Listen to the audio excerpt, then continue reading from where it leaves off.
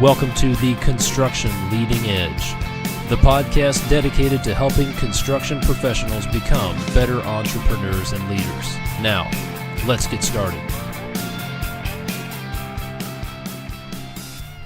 Welcome to the very first episode of the Construction Leading Edge, the podcast dedicated to construction professionals.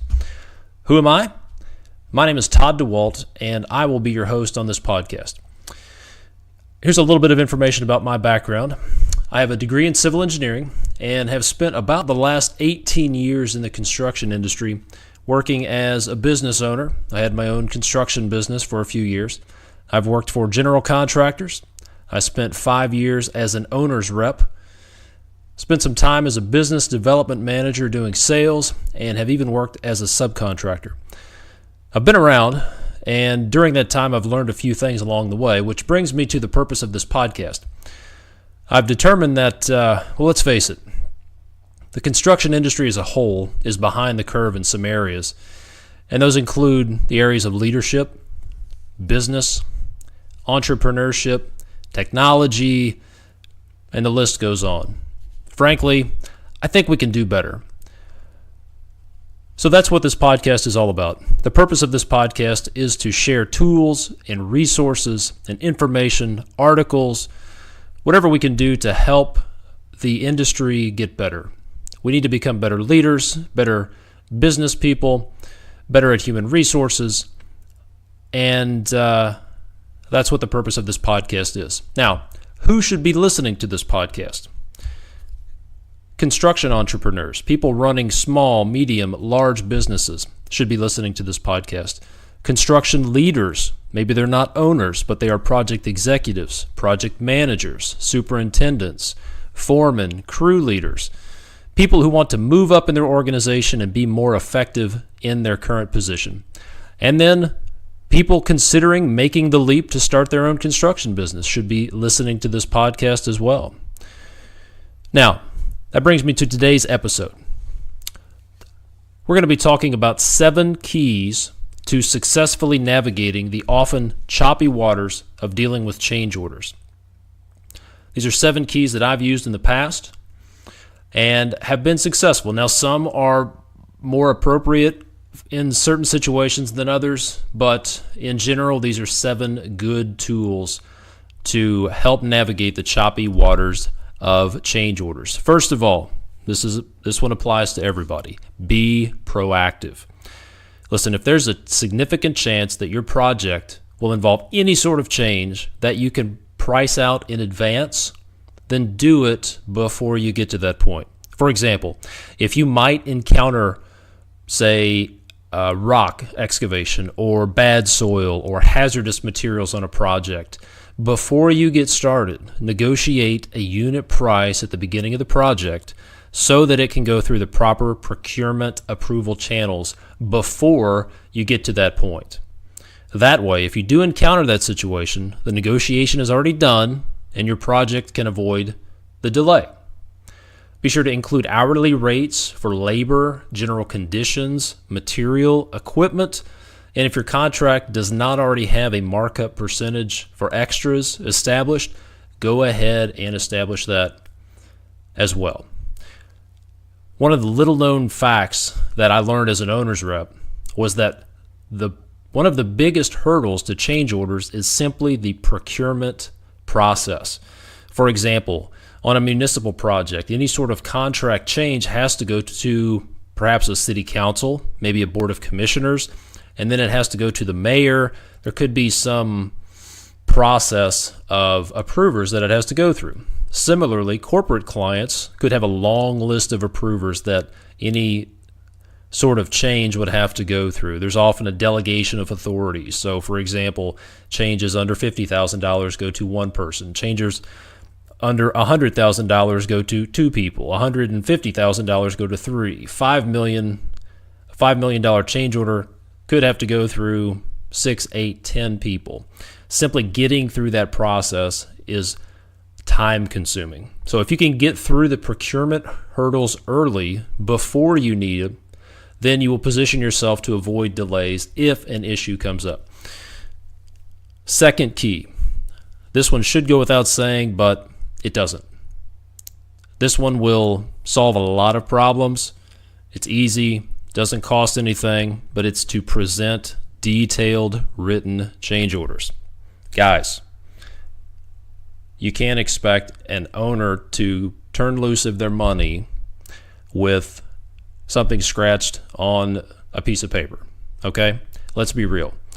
A common problem that I found when I did some research on state and federal projects is that when they went through an audit, they determined that contractors as a whole did not present anything in writing, and most written change orders did not include enough details to pass an auditor's scrutiny. So when they did write anything down, there wasn't enough information in there to justify the change order.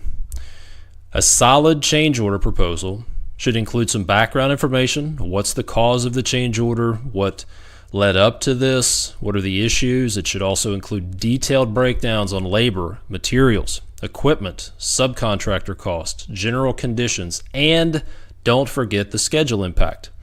Here's a good rule of thumb when you prepare a change order proposal. Ask yourself this. If someone who doesn't know anything about this project reads my change order proposal in 3 years, will it make any sense to them at all? Another one would be, if I have to go to court and justify this change order, will a lawyer or a judge be able to understand it? Does that make sense? So take the long-term view. Assume that you're going to get audited. That's a really good position to take when you prepare change order proposals. Assume that you're going to get audited and you'll have to justify this change order to someone who's completely disconnected from the project. Now, before we go on, if you're driving or running or you're at the gym or you're out on a job site, don't worry about keeping notes. There will be detailed show notes at www.constructionleadingedge.com. All this information can be found in the show notes, so just go to the website if you want to get more information. Now, key number 3, be prepared to justify your price. This sort of goes with the last key that I just mentioned. Often there's a temptation to, quote, swing for the fence when a change order opportunity comes up, but if you offer a fair and reasonable price based on reality, your proposal will very likely stand up under some scrutiny, and it will build trust with your project owner. One of the problems we have as contractors, at least the perception of contractors, is that we take the short-term view. We bid low, try to make our money on change orders, and swing for the fence when we get an opportunity. Listen, that is not the way we can do business in the 21st century. That may have worked in the old school, but we have very sophisticated, very professional owners, and you may get by with it once, you may get by with it one project, but you're probably going to get yourself uninvited from the next bid opportunity. So let's take a long-term view, be professional about it, and be prepared to justify your price. Stop swinging for the fence. Besides, ask any professional baseball player. Games are won with base hits, not with home runs. The next key is to look for what I call win-win value engineering opportunities. Again, look for win-win value engineering opportunities. Now, this is a little bit different perspective, but it's something I picked up as an owner's rep. The idea of sharing cost savings with a contractor has gained favor in recent years, and it can be a way for contractors to make a profit even when your contract amount decreases. Now, that seems like strange math. So how does it work? All right. Let's say you have negotiated a cost savings sharing clause in your contract. So once that is in place, when you present a cost saving or value engineering proposal that reduces the overall cost of the project, and it is accepted, you will receive some percentage of the savings, sometimes up to 50%, maybe more. If you propose, let's say, for example, an alternate pipe material for a project. Let's say you're doing a building project and the original bid documents were based on copper piping, and you propose to use HDPE piping to save costs because copper prices are high. And it also offers a few other benefits to the project, speeds up the project. Maybe it's more environmentally appropriate. Don't know. Bottom line, the cost is less. If you have a 50% cost savings sharing clause in your contract, let's say that overall that will save $50,000 to the project. You would receive a deduct order for $25,000, and then you would get to keep the rest. So basically, as the contractor, you would help the owner, help your client save $25,000, and you will make $25,000. Now, here's another couple other examples, different ways to look at this. I was managing a project in Arkansas, and we were building a new office building. And the contractor came to us and proposed to use an alternate air handling unit manufacturer. And it would save, let's say, I believe it was $20,000.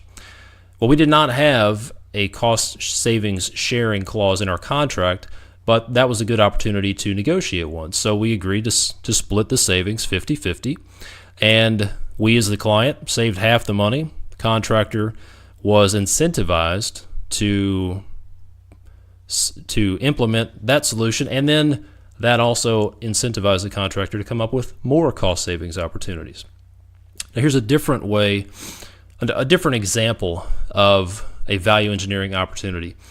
I was working as an owner's rep on a large retirement community. It was about a $110 million project. It had a high rise and a few other scattered outbuildings around the site. It was a really tough site. And I came up with a solution that eliminated some large, very unsightly retaining walls, reduced a great deal of mass excavation, eliminated some underground storm detention structures. Basically, at the end of the day, it freed up about $2 million to reallocate toward building more revenue-producing units. So by redesigning the site, we came up with a way that would allow our company to put that money into revenue-producing endeavors, being senior living apartments, versus building retaining walls and underground storm detention, which doesn't make any money. So the goal here is to stop focusing as a contractor on trying to get a bigger piece of the pie, and let's start figuring out how to make the pie bigger. How do we come up with solutions that are win-win? Come up with a solution that allows the owner to win and then allows us as the contractor to win as well. Save money for the contractor, save money for the owner, maybe even come up with a better product for the owner. The next key, sooner is better, especially when it comes to proposing change orders. Resist the temptation to wait until after the change order work is done to present your case. I've seen this over and over and over. A project gets completed, and then comes the flurry of change order tickets. It sounds like a great idea. Seems like it will work. Rarely does it work. In fact, I've never heard of it working. It pisses the owners off. It makes the engineers and architects mad. It burns bridges. It destroys relationships. And in a lot of cases, it costs the contractors money. Because if you're the contractor and you've done the work, you have no leverage at that point. The project is done. You've done the work. And you have no leverage to get your money other than perhaps threaten a lawsuit. This erodes your client's trust, and it's generally unwise, and frankly, doesn't have a very good probability of success. So, sooner is better. If you identify a potential change order, jump on it, let your client know, raise the red flag, pull the fire alarm, whatever you need to do, but go ahead and notify your client about it. Because, listen, if there's going to be a disagreement about the cost or the schedule impact, then it might as well happen before you invest the time and money to do the work, right? Get away from this mentality that let's just do the work, and we'll work it out on the back end. That's another one I've seen. do the work, we'll figure it out later. It doesn't work from either side. Maybe the owner is even suggesting, just do the work, we'll sort it out at the end. Guys, that's bad practice. Get a contract change order signed sooner rather than later. The next key. This is one of my favorites. Let's say you have a maintenance contract or a unit price contract for a client, and the scope of work is not really well defined. Another term would be an IDIQ, indefinite delivery, indefinite quantity type contract. Well, one of the problems I've run into in these sorts of contracts is that everything's great until the project gets to about the 75 to 80% mark, and then the client begins to tighten up because they're afraid they're going to run out of money. Or they want to wait until the project is done before they release some change orders that they'd like to get done. And in some cases, by the time the project is complete, it's not possible to implement these change orders. So, a tool that I came up with, and one of my favorites, is what I call the anticipated cost report. And here's the way this works. On a monthly basis, when you submit your pay request, you will prepare an anticipated cost report, which shows the total spend to date, which should be broken down on your pay request, but then it also shows the spending opportunities. Say there are some prospective changes or some tentative changes. Maybe there's something that the client has said, hey, we'd like to do this if we have money left over to do so, but we'll have to wait and see. Well, as a contractor, you want your client you want to help your client deploy 100% of their capital, right? You don't want to leave any money left on the table. You want to spend 100% of the contract, 100% of the purchase order, and one of the best ways to avoid owners and engineers and architects being concerned about running out of money before the end of the project is to present an anticipated cost report. This shows spend to date, forecasted spend that's in the contract, and then show anticipated changes that you've been tracking, opportunities that they can spend money on, and show them that if they do not spend any of the money on anticipated changes, or they don't spend money on the opportunities, then at the end of the project, they will have X number of dollars left over. And then you can show them a menu of potential changes that they could go ahead and pull the trigger on. If you show them that they will have budget left over at the end of the project, that will help them release those funds to you when it makes sense to do them. And it will help you as the contractor, and it will help the owner because they will get a better product. They will be able to spend money when it makes sense and implement the changes when it makes sense, and everybody goes home happy. So the anticipated cost report is one of my favorite tools for dealing with change orders and getting them completed when it makes sense, and helping the client deploy 100% of their capital. Now, the seventh key, the last one, is to establish unit prices for work that you think you might run into.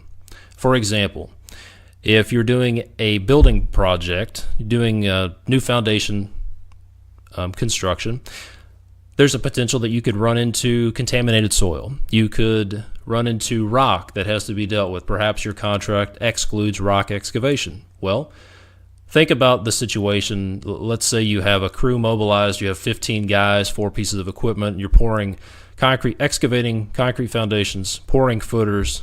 The foundation wall crew is there. You have subcontractors on site, and you run into bad soil. Perhaps you run into some contaminated soil or rock that has to be dealt with. When that happens, you really don't have much choice but to do the work to keep the project going. You could be looking at delaying subcontractors. You have labor and equipment on site, all of which is causing the meter to run.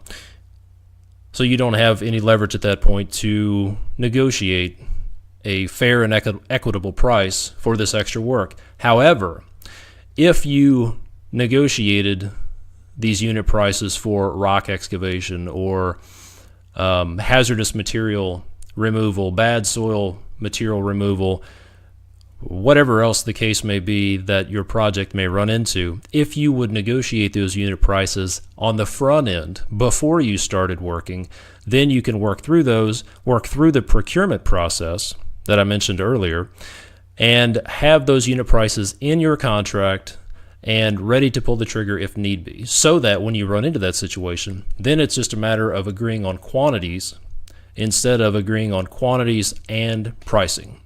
I hope that makes sense.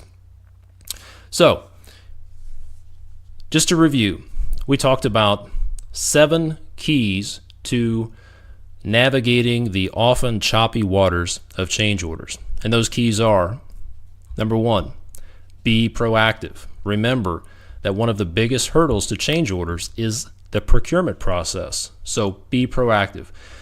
Present detailed written change orders.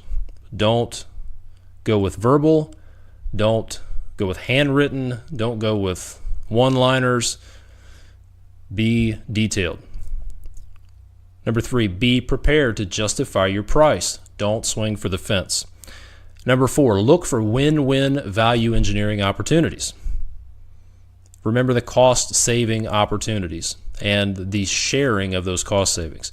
Number 5, sooner is better. Don't wait until after the work is done to try to get a change order. Number 6, the anticipated cost report. That will help your clients deploy 100% of their capital to you. And lastly, number 7, unit prices. Negotiate the unit prices for items that may come up. Maybe you won't use them, but if you get into a situation where you have to use those unit prices, you're going to be glad that you did. Now, this concludes episode number 1 of the Construction Leading Edge. I appreciate you listening. I hope this has been helpful. And again, if you want this information, head on over to www.constructionleadingedge.com. You can find the show notes there. There's going to be resources and tools and training information on the site. Again, the goal is to help us be better leaders, entrepreneurs, and business managers. Hope you enjoyed this. Tune in next time for episode number 2. Thanks, guys. Thanks for listening to the Construction Leading Edge. Head on over to www.constructionleadingedge.com for the show notes and more resources. Be sure to subscribe to our email list on the homepage to make sure you receive information and updates. See you next time on the Construction Leading Edge.